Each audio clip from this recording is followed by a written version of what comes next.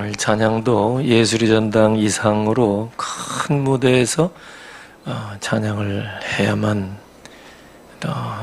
합당하리라 생각이 되는데, 우리 이제 규모는 작지만 참 은혜가 되고 또 귀한 찬양입니다. 하나님이 받으신 줄로 믿습니다. 제가 히브리서 이어서 설교할 때 또 히브리서구나, 히브리 이걸 경상도 말로 조금 바꾸면 곤란합니다. 히브리 비슷하게 시옷으로 바꾸면 곤란해요. 오늘은 특별히 14절이 말한 두 가지 덕목, 화평함과 거룩함을 따르라. 권면이죠. 그러나 히브리서를 전체로 볼 때는 권면 이상입니다. 다시 얘기해서 경고성 권면입니다. 경고. 구원을 등한히 여기지 말라. 권고 같죠? 권면 같죠? 그러나 경고입니다. 경고. 오늘도 마찬가지예요. 화평과 거룩을 따르라. 하나님이 허락해 주신 것, 이미 이루어 주신 것 따르라, 추구하라. 그런데 단순히 권면이 아니라 경고입니다. 어떤 의미로?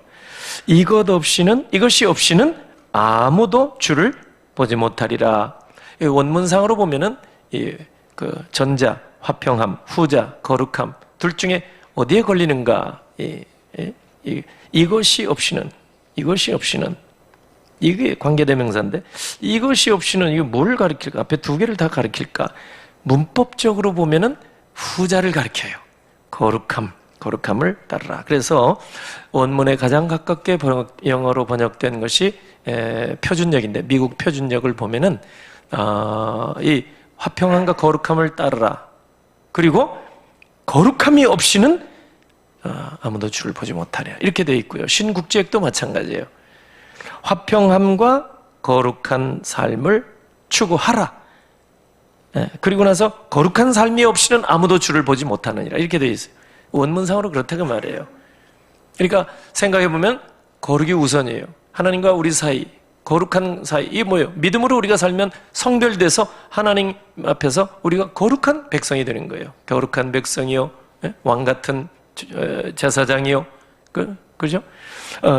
하나님 앞에서 구별된 삶, 어떻게 사는 거예요? 세상의 어떤 권세로, 힘으로, 돈으로 사는 게 아니라 믿음으로 살면 그게 이제 세상 사람들과 구별이 되거든요. 구별이라는 게 성별이고, 거룩하게, 그게 거룩함입니다. 그러면 화평은 열매입니다. 우리가 거룩한 삶, 성별된 삶을 살면 반드시 여러 가지 열매가 나타나는데, 그 중에 하나가 화평입니다. 화평. 중동에서 이제 막 협상을 하고, 그래서 평화 계약을 체결하고, 소용없어요. 전쟁이 그친 적이 없어요. 인류 역사에 마찬가지입니다. 이 땅에도 마찬가지입니다.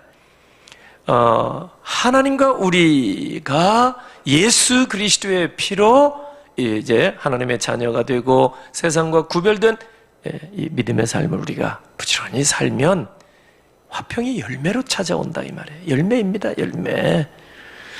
마태복음 5장 8절 보면 마음이 청결한 자는 복이 있나니 그들이 하나님을 볼 것이며, 하나님 본다는 말은 하나님 직접 대면하는 거예요. 그럼 천국에 들어간다는 얘기예요. 장차 영원한 나라에 들어가게 되고 구원이라는 얘기입니다.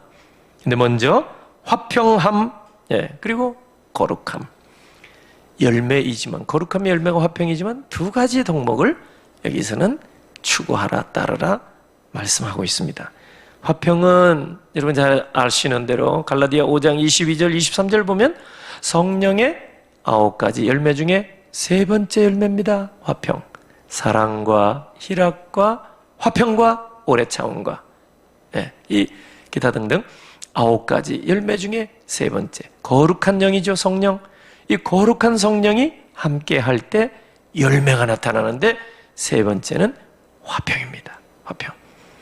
그 다음에 화평은 마태복음 5장 9절 보니까 하나님의 자녀의 속성이에요. 하나님의 자녀.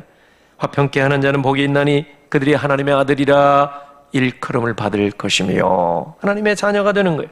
하나님의 자녀의 모습 중에 화평의 모습이 있어요. 화평의 모습. 하나님과 우리 사이에 막힌 담이 없어지죠? 예수 그리스도의 그 피로 말미암아 수직적인 화평, 그 다음에 사람과 사람 사이에 담이 없어져요. 화평. 그래서 하나님의 자녀들의 속성, 그리고 이 화평은 또 로마서 5장 1절 보니까 하나님의 자녀가 누려야 할 복입니다. 복. 우리 주 예수 그리스도로 말미암아 하나님과 화평을 누리자. 예수님의 피로 하나님과 우리 사이의 화평, 사람과 사람 사이의 화목, 화평, 이걸 마련해 주셨는데 누리자 그 말이죠. 누리자. 그리고 이제 거룩함은 뭐냐? 하나님의 속성이죠. 우리 잘 아는 대로 아버지가 거룩한 분이에요. 내가 거룩하니 너희도 거룩하라. 우리가 뭐 외형적인 거룩이 아니에요. 기름 바르고 뭐 근엄하고 이 거룩이 아니라 홀리 보이스 이런 게 아니라 떨리는 목소리 이게 아니라 세상과 구별, 불신과 구별. 우리는 믿음으로 사는 거. 믿음으로 이 어려운 세상에. 그러니까 하나님의 성품을 자녀이니까 아버지의 성품을 닮아가는 거예요. 그 아버지의 그 아들. 그러니까 하나님 안에 항상 있을 때 우리는 그 하나님의 그 모습을 드러낼 수 있어요. 하나님 곁을 떠나게 되면 어떻게 됩니까? 거룩을 상실해요. 하나님을 멀리하면 부패, 오염, 더러움에 빠지게 됩니다. 그러니까 하나님에게서 멀어지면 멀어질수록 우리는 영적으로 세상에 오염되는 거죠. 그럼 어떻게? 하나님 보이지 않는데, 그래서 하나님을 알려주고 선포하고 하나님의 말씀을 선포하는 교회, 예배당에 와야 말씀 듣고 예배하고 기도하는 가운데 우리가 하나님의 성품을 점점 닮아가게 되는 거예요. 하나님의 말씀을 멀리하면 이 세상의 이 물이 우리에게 흘러들어오는 거예요. 새 속의 물결이 거기에 영향을 받아요. 예수님도 아버지 품속에서 독생자의 모습을 드러내주셨어요. 요한복음 1장 18절. 본래 하나님을 본 사람이 없으되 아버지 품속에 있는 독생하신 하나님이 나타내셨느니. 예수님도. 그러니까 거룩이라는 걸 가만히 생각해 보니까 제자리 지키는 거예요. 아들의 자리 지키는 거예요. 이 거룩이라는 게. 여러분, 천사가 거룩한 존재거든요. 하나님 가장 가까이서 섬기던 영적 존재가 천사 아닙니까? 근데 천사가 교만해서 하나님처럼 되고자 원래 그래요. 임금 옆에서 가만히 보면 나도 왕 임금 한번 할 수 있겠다. 그래서 쿠데타를 일으키고 그런 거 아니에요? 항상 그렇습니다. 세계 역사를 보시고 우리나라 역사도 보면 마찬가지. 대통령 경비하던 분이 가만히 보니까 나도 이렇게 하면 되겠구나 해가지고 쿠데타 일으켜서 정권을 잡기도 하고 그런 거 아니겠어요? 이 천사가 하나님을 섬기던 천사가 타락하니까 교만해서 뭐가 돼요? 사탄이 된 거예요. 사탕이 아니고 사탄, 마귀가 된 거예요. 그러니까 천사의 위치를 이탈하면 그게 거룩이 상실되는 겁니다. 누가복음 15장에 보면 탕자의 비유가 나오죠. 아버지의 재산을 허랑방탕 탕진해버리고 이렇게 아들의 자리를 박차고 떠난 그 둘째 아들, 자기 자리를 떠났기 때문에 성경은 뭐라고 불러요? 탕자라고 부르는 거예요. 탕자.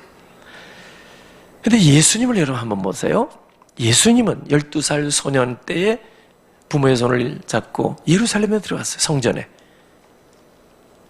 그런데 예배하고 나사렛 집으로 돌아가는 길에 이 부모가 희한하게 아들이 같이 있지 않은데도 불구하고 하루길이나 간 거예요. 세상에 그런 부모가 어디 있어요? 이것은 성경을 이루게 하시려고 우리에게 뭔가 말씀하시는 게 있기 때문에 아마 그랬던 것 같아요. 예루살렘에 다시 돌아가서 사흘 만에 찾았어요. 그러니까 성전에 그대로 계시는 거예요. 12살 소년 예수님이 랍비들하고 학자들하고 막 성경 토론을 하고 계시는 거예요. 그래서 어머니 마리아가 누가복음 2장 48절 보면 아이야 어찌하여 우리에게 이렇게 했느냐 보라 네 아버지와 내가 근심하여 너를 찾았노라. 그랬더니 소년 예수님이 12살 말씀하기를 어째 나를 찾으셨나이까? 내가 내 아버지 집에 있어야 될 줄 알지 못하셨나이까? 아들이니까 아버지 집에 있겠다. 이 상징적인 메시지를 전하려고 하신 거예요. 아들이 아버지 집에 있어야 당연하지 않겠느냐, 이 말씀을 하신 거예요. 그러므로 자녀된 우리가 자녀의 위치를 벗어나게 되면, 이탈하게 되면 그게 타락이요, 거룩에서 멀어지는 거예요. 거룩을 상실. 그러니까 하나님을 가까이 하며 보기를 하신 거예요. 어떻게 가까이? 말씀과 기도로. 디모데전서 4장 5절. 그러니까 우리가 끊임없이 구해야 할 것이 화평과 거룩. 이거는 이미 우리에게 허락해 주신 거니까 이걸 지키고 구하고 이미 주신 거예요. 누리고. 오늘 본문입니다. 가정에서도 화평과 거룩. 다시 얘기해서 화목과 그리고 구별된 삶의 모습, 두 가지. 오늘 우리 시대에도 꼭 필요한 것 같아요. 왜냐하면 가면 갈수록 화목이 없어지거든. 화목이. 사단 마귀가 믿음의 백 하나님의 자녀들이 화목하게 지내는 걸 배 아파서 못 빠져요. 그래서 이간질하고 관계를 파괴하고 단절시키고 혼자 살려고 하게 만들고. 여러분, 이게 아주 사단의 아주 전략입니다. 따라가서는 안 된다 이거죠. 세상과 구별하게 살려면 하여튼 힘들어요. 사단이 아주 포기하게 만든다 그 말이에요. 화평과 거룩함. 우리 살고 또 열심히 그 뜻대로 살려고 하는데 방해를 받아요. 그 방해 요소가 세 가지인데 여기 15절, 16절이 말씀합니다. 자, 15절 읽어볼까요? 너희는 하나님의 은혜에 이르지 못하는 자가 없도록 하고 또 쓴뿌리가 나서 괴롭게 해요. 많은 사람이 이로 말미암아 더럽게 되지 않게 하며. 16절 음행하는 자와 혹 한 그릇 음식을 위하여 장자의 명물을 판 에서와 같이 망령된 자가 없도록 살피라. 이 두 가지.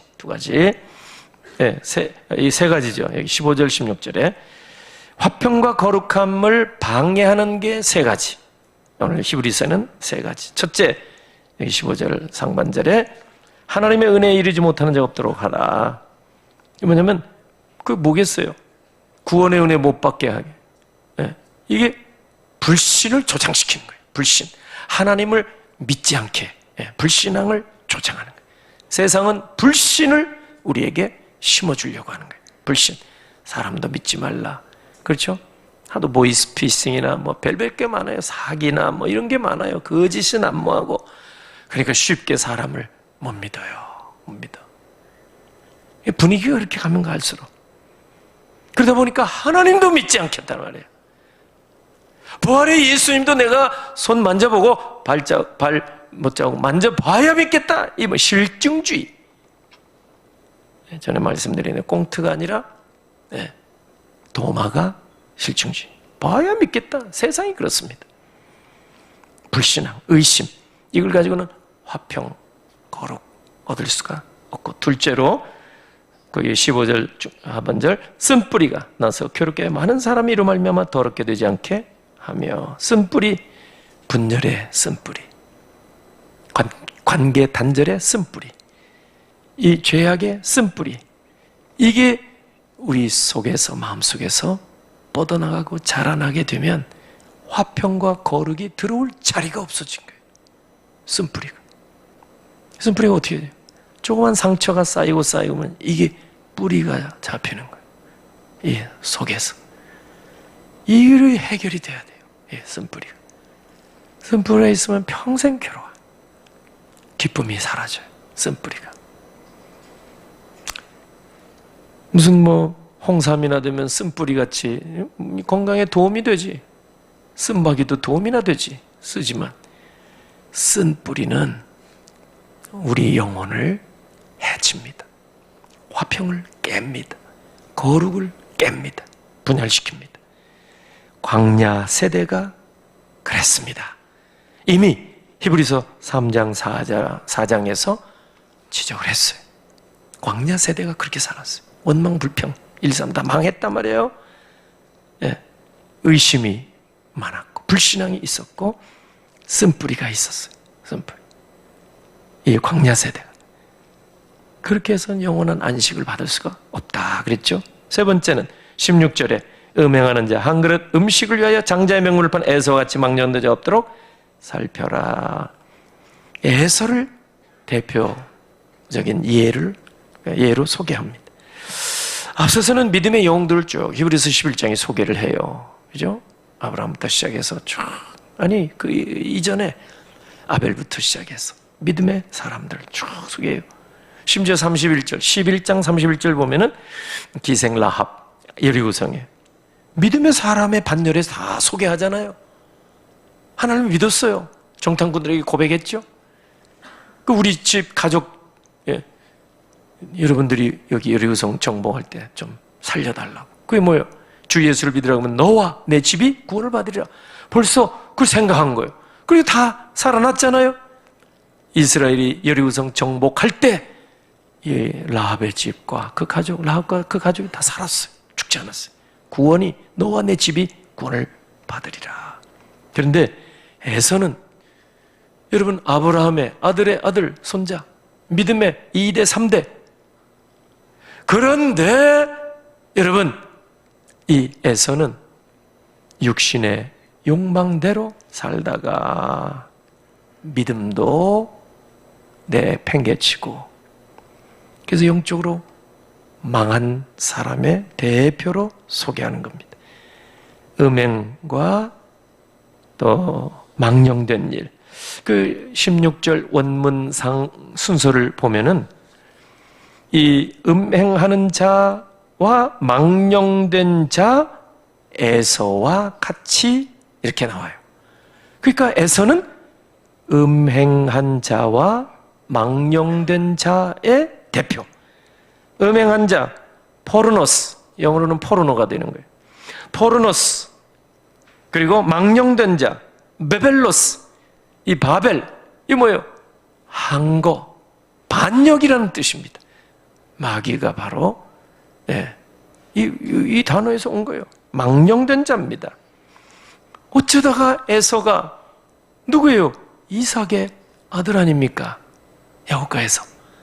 근데 에서는 육신의 정욕대로 살다가 믿음 팔아먹고 영적으로 망한 자의 대표로 히브리서 11장 믿음의 영웅장에 나오는 거예요. 얼마나 안타까운 이야기입니까? 그 에서가 무슨 음행을 저질렀는가? 창세기 26장을 보면 에서는 헷 족속 이 여인들을 아내로 다 맞이했어요. 하나님을 믿지 않는 사람. 그것이 창세기 26장 35절 보면 어머니 아버지의 근심이 되었더라. 이삭과 리브가의 근심이 되었더라. 이렇게 나오거든. 우리는 그거밖에 몰라요. 근데 히브리서에 보면은 여러분 놀랍게도 에서는 이렇게 음행의 대표, 음행하다가 망한 대표로 얘기하거든. 그리고 망령된 행동하다가 하나님의 장자권도 그냥 한 끼 팥죽에 팔아먹을 정도로 영원한 것, 영적인 것을 하찮게 여긴, 그러니까 구원을 등한히 여긴 자가 에서라고 말해요. 믿음의 영웅의 반열에 들지는 못할 망정. 이게 여러분 망한 자의 대표로 올라오고 있으니 여러분 후세가 우리 믿음을, 우리의 일생을 평가할 때, 그죠? 우리는 앞세대 산 사람들의 역사를 평가하잖아요. 우리는 후세대들에 의해서 평가를 받게 돼 있어요. 다음 세대들에. 아니 그게 아니라 하나님 앞에 평가를 받을 날이 오게 될 거죠. 그런데 믿음으로 살았더라, 하나님과 동행하였더라, 이게 아니고 육신의 욕망대로 살다가 망했더라, 이런 사람의 대표로 소개되고 있으니 얼마나 안타까운 일입니까? 히브리서는 성령의 감동으로 알았던 것 같아요. 그 외에도, 이방 여인 취한 것 외에도 음행의 연고를 알았던 것 같아요.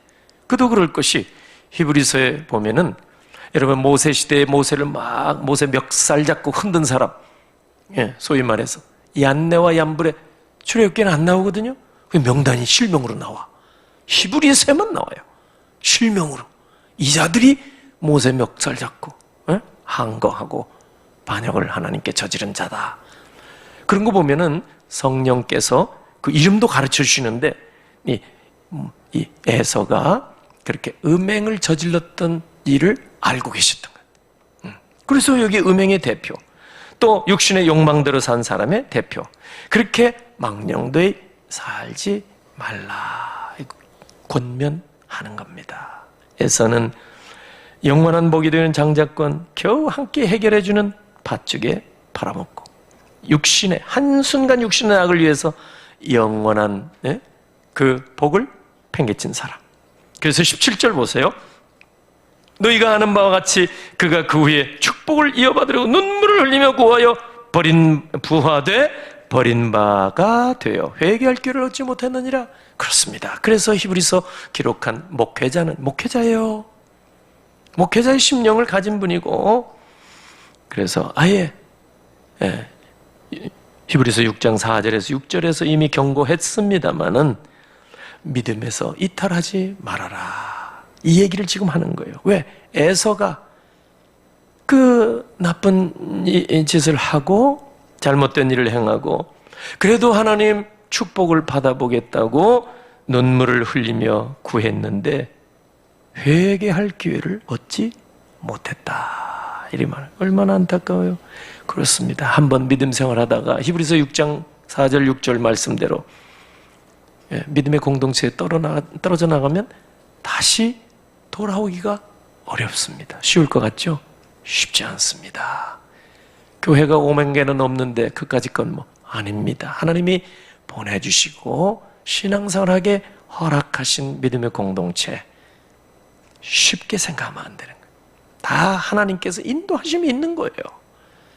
떠나면 이제 뭐 무당들이 해코지하는 그 결코 아닙니다. 성경 그대로입니다. 다시 새롭게 하여 회개할 수가 없다. 히브리서 6장에 말씀했어요. 있을 수 있죠? 하나님의 능력이면. 우리가 신앙생활 하다가 죄 짓고 뭐 회개하고 다시 돌아올 수 있잖아요. 그러나 히브리서에는 안 돼, 이렇게 얘기해요. 우리 어린아이를 키울 때 이거 먹어도 돼? 먹어도 되지 뭐. 안 돼! 그러잖아요. 안 돼. 그죠? 그리고 뭐예요? 먹을 수도 있는 거 있어요. 그죠? 그 뭐 왜 안 되겠어요? 어른이 되면 먹을 수 있는데 지금 먹으면 안 돼, 이거니까. 뭐 그죠? 그러나 부모가 가만히 봐서 지금은 안 돼, 이런. 우리 목회자 히브리서가 볼 때 지금 뭐예요? 권면하는 것 같지만 야, 안 된다 이 말이에요. 뭐가요? 한번 신앙생활 하다가 떨어져 나가게 되면 다시 안 된단 말이에요. 돌아오기가 그렇게 어렵단 말이에요. 1980년 학내 사태, 제가 종신대 다닐 때, 그 다음에 이제 민주화운동 투쟁, 복잡했습니다. 한 학기는 공부도 못했어요. 리포트로 점수를 받았으니까. 그럴 때 교단도 분열이 됐어요. 우리 합동 측 교단에서 합신이 나갔어요. 그래서 제가 이제 4학년 이제 신대원, 신학대원 가야 될 입장인데, 우리 신학과에 30명이 공부했거든요. 10명이 이제 새로 생기는 신학교, 교단 분열로 10명이 글로 왔어요. 그 갔던 10명의 친구 가운데, 그러니까 아주 저하고 친하죠. 한 사람은 지금 합신 신학대학교 총장이 됐어요.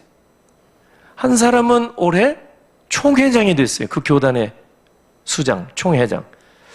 나도 그럴 줄 알았으면 뭐 그 교단으로 갔으면 한 자리 하지 않았을까 생각도 되지만, 나 같은 사람 뭐 붙여주겠어요? 나는 10명 중에 잔류 남았어요.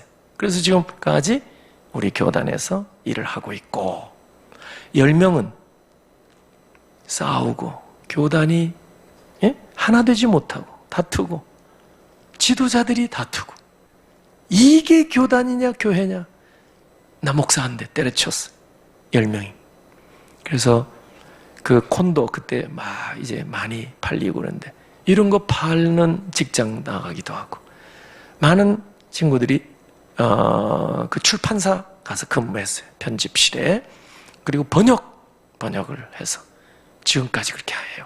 그 10명이 다 돌아오지 않았어요.